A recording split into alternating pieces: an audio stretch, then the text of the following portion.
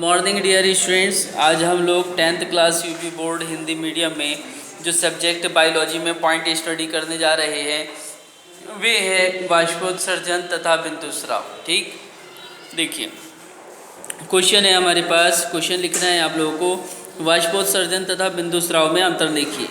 ठीक, तो वाष्पोत्सर्जन और बिंदुस्राव, इस क्रिया में जल वाष्प के रूप में पत्तियों की सतह से निकलता है। बिंदुस्राव में क्या होता है, इस क्रिया में जल द्रव के रूप में निकलता है। ठीक, सेकंड पॉइंट है, यह क्रिया दिन के समय सूर्य के प्रकाश की उपस्थिति में होती है। और बिंदुस्राव में क्या है, यह क्रिया रात के समय होती है। थर्ड पॉइंट है, यह पौधों में होने वाली एक अनिवार्य तथा नियमित क्रिया है। यह पौधों में विशेष परिस्थितियों में होने वाली क्रिया है। इस क्रिया में शुद्ध जल की वाष्प पत्तियों से निकलती है। फोर्थ पॉइंट है इधर, इसमें जल के साथ कई कार्बनिक एवं अकार्बनिक यौगिक घुले रहते हैं, अतः जल एक विलयन के रूप में होता है। फिफ्थ पॉइंट है, यह जब वायुमंडल में नमी की मात्रा अधिक होती है तब यह क्रिया मंद गति से होती है या रुक जाती है।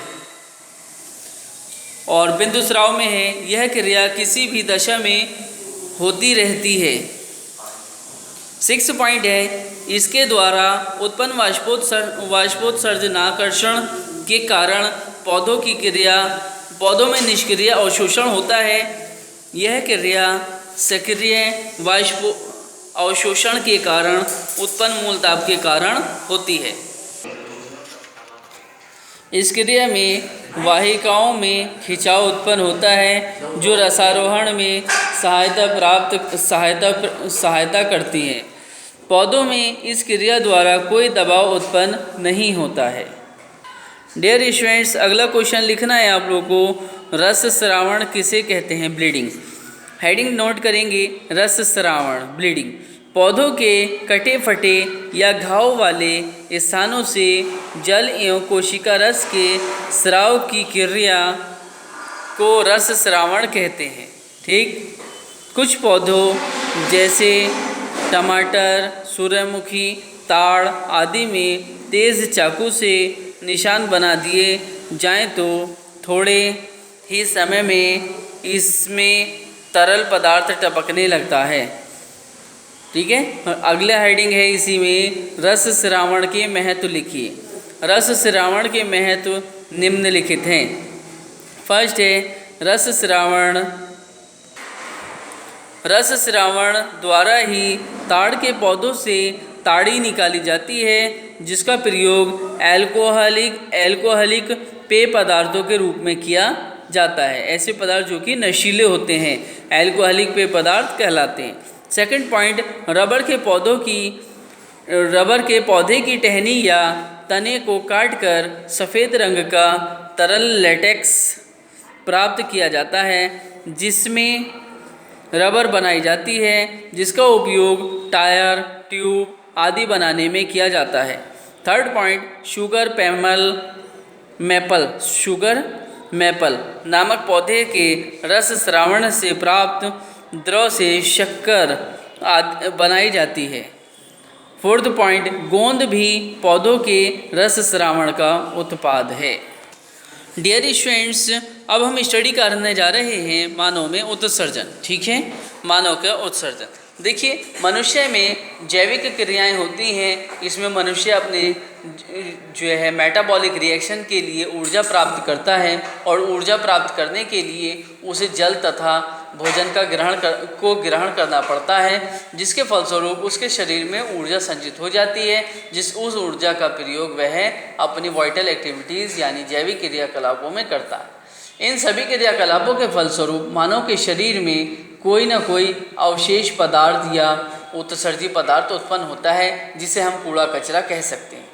उस कूड़े कचरे वाले पदार्थ को, उत्सर्जी पदार्थ को शरीर से बाहर निकालना उत्सर्जन कहलाता है, और यह क्रिया उत्सर्जन क्रिया कहलाती है। और वह ऑर्गेन जो कि उत्सर्जन में भाग लेते हैं उत्सर्जी अंग कहलाते हैं। ठीक, अब हम इसकी स्टडी करें। क्वेश्चन है उत्सर्जन किसे कहते हैं? अपशिष्ट एवं, हेडिंग नोट करेंगे उत्सर्जन, अपशिष्ट एवं वर्ज्य पदार्थों को शरीर से बाहर निकालने की क्रिया को उत्सर्जन कहते हैं। ठीक, अगला क्वेश्चन नोट करना है, उत्सर्जी अंग किसे कहते हैं? उत्सर्जन में भाग लेने वाले अंग उत्सर्जी अंग कहलाते हैं। ठीक, अगला क्वेश्चन है मनुष्य का उत्सर्जी तंत्र। मनुष्य, हेडिंग नोट करेंगे आंसर में, मनुष्य का उत्सर्जी तंत्र। मनुष्य के उत्सर्जी तंत्र में मुख्य रूप से त्वचा, यकृत, फेफड़े, लंग्स, आंत, इंटेस्टाइन, वृक्क, किडनी आदि होते हैं। देखिए, त्वचा जो है ये पसीने का उत्सर्जन करती है। मनुष्य का जो पसीना होता है इसमें डिफरेंट काइंड्स के साल्ट्स होते हैं जो कि शरीर के अंदर रहने पर जहरीला इफ़ेक्ट क्रिएट करते हैं, पॉइजनस इफ़ेक्ट क्रिएट करते हैं। पसीने का शरीर से बाहर निकलना ज़रूरी होता है। हमने और आपने देखा होगा, जो लोग वर्जिश करते हैं या मेहनत का कार्य करते हैं, जैसे कि किसान खेत पर फावड़ा चलाता है तो उसके शरीर से पसीना निकलता है और वे बीमार भी बहुत कमी के साथ होता है। यकृत, लीवर, ठीक है। फेफड़े, लंग्स, फेफड़ों का कार्य होता है कि ब्लड के अंदर ऑक्सीजन को मिला देना और ब्लड के अंदर से कार्बन डाइऑक्साइड को निकाल करके शरीर से बाहर पहुंचा देना। आंत का काम होता है, आंत जो कार्य करती है यह मनुष्य के द्वारा जो भोजन शरीर के अंदर इंगेस्ट किया गया है उसमें से एलिमेंट्स को एब्जॉर्ब कर लेती है, जो कि ब्लड के अंदर जाने के बाद उसको एनर्जी प्रोवाइड कराते हैं। नेक्स्ट है वृक्क, किडनी।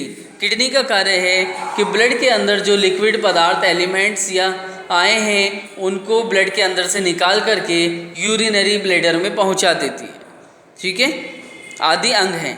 ये विभिन्न उत्सर्जी पदार्थों को शरीर से बाहर निकालने का कार्य करते हैं। जलीय प्राणी जैसे मछलियाँ में अमोनिया सीधे ही उत्सर्जित कर दी जाती है।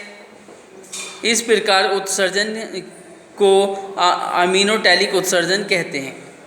मनुष्य के यूरिन में यूरिया होता है, इसलिए इसे यूरिकोटैलिक उत्सर्जन कहते हैं। कुछ प्राणियों जैसे भेक शिशु, उभयचर एवं स्तनियों में अमोनिया को यूरिया में बदलकर उत्सर्जित किया जाता है। इस प्रकार के उत्सर्जन को यूरिकोटैलिक कहते हैं।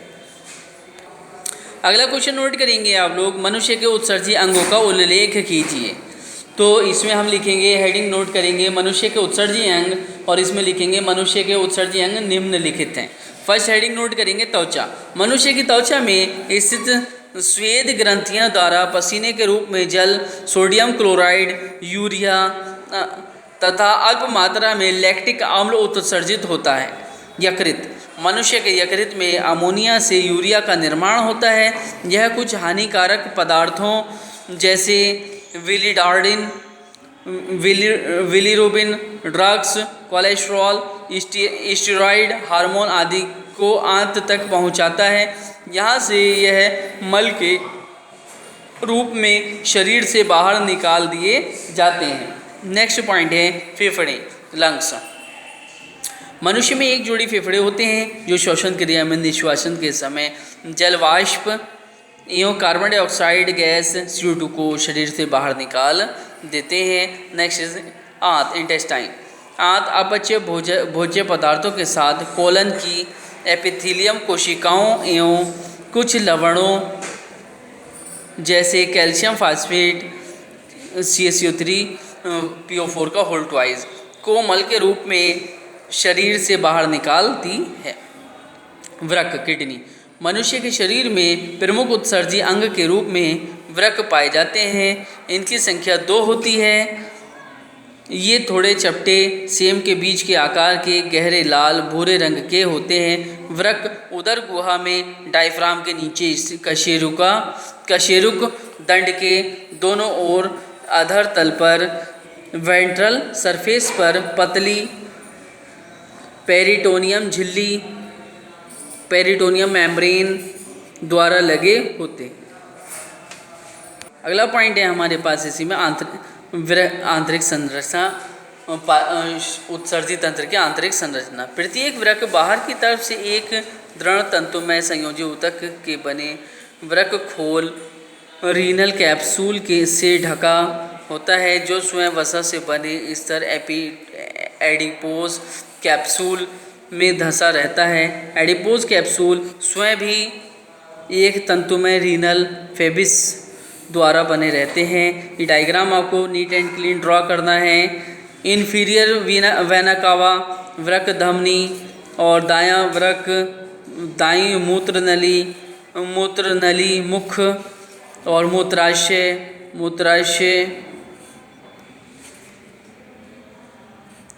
बायां मूत्राशय, एरोटा, वृक्क शिरा, हीलियम, बाईं वृक्क, सुपर रीनल ग्रंथि।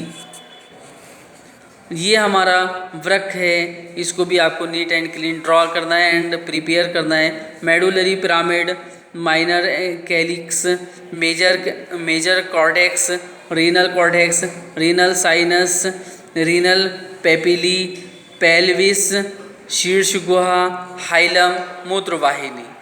मनुष्य के वृक्क की आंतरिक संरचना का रेखा चित्र। इसी में अगला टॉपिक है हमारा वृक्क के कार्य। ये नाइट्रोजनी वर्ज्य पदार्थों को मूत्र के रूप में निष्कासित करते हैं। ये रुधिर की अल्पीयता, क्षारीयता, पीएच मान पर नियंत्रण करते हैं। ये अनेक बाह्य पदार्थों जैसे अतिरिक्त औषधियों के रंग, विषाक्त पदार्थ आदि को निष्कासन में सहायता प्रदान करते हैं। ये रुधिर में परासरणी दाब को नियंत्रित रखकर रक्त दाब को भी नियंत्रित रखते हैं। ये ऑक्सीजन की कमी होने पर लाल रुधिराणुओं के निर्माण को प्रेरित करते हैं।